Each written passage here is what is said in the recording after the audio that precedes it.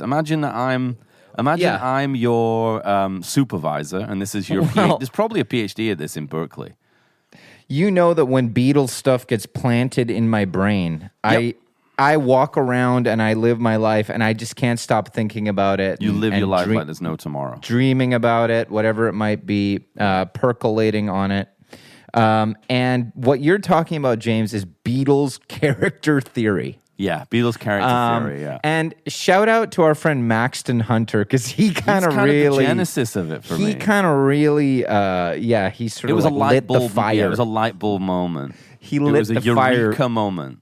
Yeah, it was. Because he was talking about, I'm sure it's amazing, and we're really excited to hear it. But this guy's a Beatlesy guy. Okay, Very Beatlesy. I knew that right off the bat when he started that Beatles challenge with me, and I think the song he got was, I can't even. Was it "You Won't See Me" or something? And I was like, this guy came to play. Oh yeah. But basically, then he said, so I'm like right off the bat, I'm like, this guy loves the Beatles. Yeah. He's working at Parsonic Studios, very Beatlesy. Yeah. Very Beatlesy. Uh-huh. And now he's saying that he's making a sitar album. Yes. So I'm sure he's very, very well-versed in classical Indian music, and he knows all about that. But I couldn't help but think that part of the reason that he has his career trajectory has gone into the sitar is because of the Beatles. Inspired by the Beatles. Can't help but think that. Yeah. And that got me thinking, you suggested that maybe then from that it's one of those things that... Well, what I said was that I said one of the great things about making music within the Beatles universe, if it's inspired by the Beatles universe, is if you're just inspired by like Weezer, for example, you're kind of doing Weezer, you're doing Rivers, right? Like it's just that. It's not really. It's just you're just kind of stuck in prank, kind of goofy insult rock. But if you're in the Beatles universe, you've got a lot of different places you can go next. And I'm not suggesting Maxim won't stay with the sitar. But if he wants to kind of get out of that kind of Rishikesh, like early George, like Rubber Soul George 65 era, George. 65 George, he doesn't need to stay with George. No, he doesn't. He can pivot. He can go anywhere. He can go 70s Lennon. Yeah, he could go Mull of Kintyre Paul. Yeah. He could go Hollywood Vampires Ringo. But I'm going to take this one further and say that it's not even a conscious decision. No, it's not. If you're a musician, you don't even realize it, but every single thing you do, you are a Beatles character. 100%. That's what you, and I don't care if somebody will be fuck that. I'm not a fucking Beatles. Who are you? I'll tell you right now in 5 seconds which Beatles character you are. So this was our theory, is that, and even Maxton, he said, when I was like, let's do a classic rock, and he was like, let's stay in the 60s. Stay in the 60s. Because he's in the 60s in his Beatles character mentality also, right now. Also, just to not kind of just to make this sort of fair, I know exactly what Beatles person you are right now in your life. Of course. You're living on a fucking shire, growing a beard out. Exactly. Making music home at studio. Home studio with a baby. Come on. I'm bearded Paul. I'm 1971 Paul. Exactly. Everybody knows that, and I'm the first to admit it. This is not pigeonholing Maxton. No, it's not. I know who I am. So do I. You're mid-70s Lennon. Dakota Lennon. Dakota Lennon. Not really making too much music. just kind of drinking and stewing in my apartment. Yeah. You know what's interesting about yours, though? Yeah. And I was thinking about this, is getting good, is that yours is kind of postmodern because it's a bit through the Liam Gallagher lens of the 90s. Okay. It's mid-70s John through the Liam Manchester, the Close lens of that. But it's still a Beatles character, but it's kind of like you got a lot from Liam and sort of mixed that in with the John. And then that brings up something else that we talked about, which is the only band who've admitted that they are just in the Beatles character universe is Oasis, who just admitted it. They were like, we are firmly planted on Rain paperback writer, rock and roll Beatles. Beatles. That's who we are. completely. And they just admitted that the Beatles were good.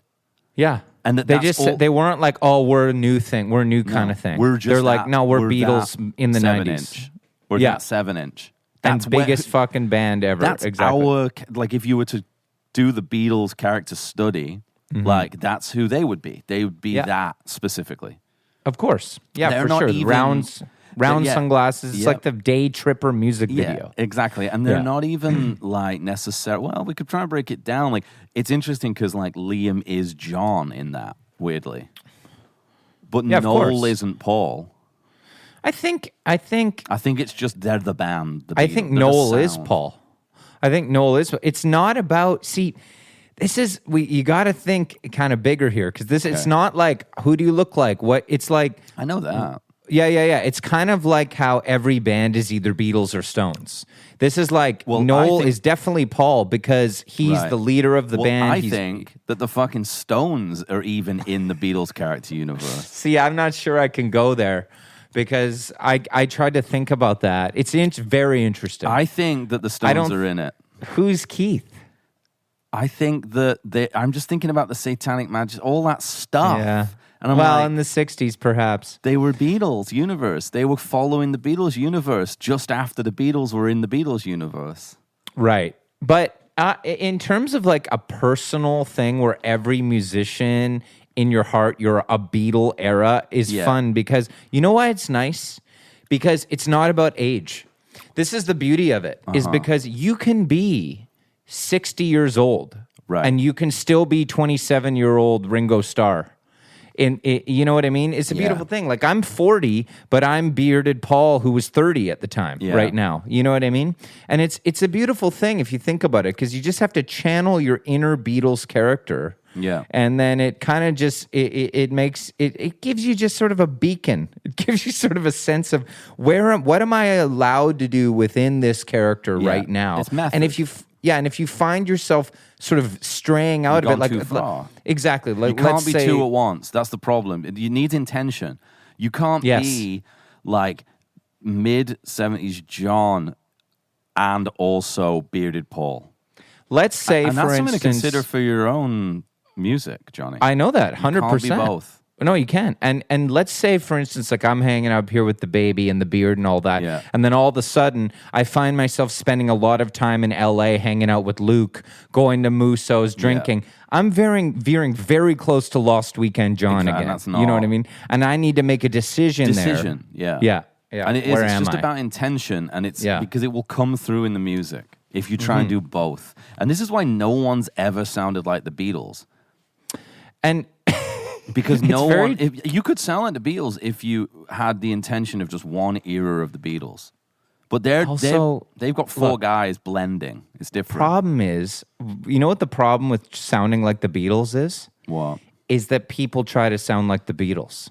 Yeah. Because you can't go full Beatles. You're not allowed we to know go full this. Beatles. You cannot go, as soon as you do the whole thing, the look, the sound of a you can't do it. You have to just take the Beatles and have pick one and have that element in your own. Don't be like, otherwise you're like the Fab Four tribute band. Which is great. Which is great. Yeah. But that's a whole different kind of career. But you can't, you could be like, okay, there's going to be like Beatlesy backup vocals on this or percussion. But as soon as you got backwards guitar, sitar, harmonies, percussion, I don't think you can do it. You can't ever go full Beatles. No, you can't go full Beatles. But so did you kind of think of some bands recently? Have you been thinking about them and like, who they are? Give me one. Well, we know Cutworms, Max. I thought about him. Hard Day's Night. Hard Day's Night John. Yeah. For sure. 100%. Without a doubt. Yeah. Yeah. Sam Blasucci, full on right now, he's into like Paul, like mid-70s Wings Paul. Though. Right. Like where he's like he's picking the musicians, he's the producer, it's a full-on vision kind of thing. That's what he's doing. Okay, we'll just stick with guests. Flight, okay, that's good.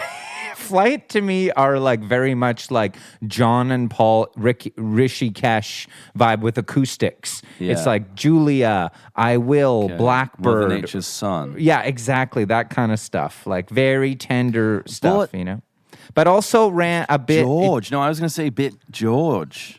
Yeah. It's a bit peaceful. There's a spirituality there, an earnestness that you don't find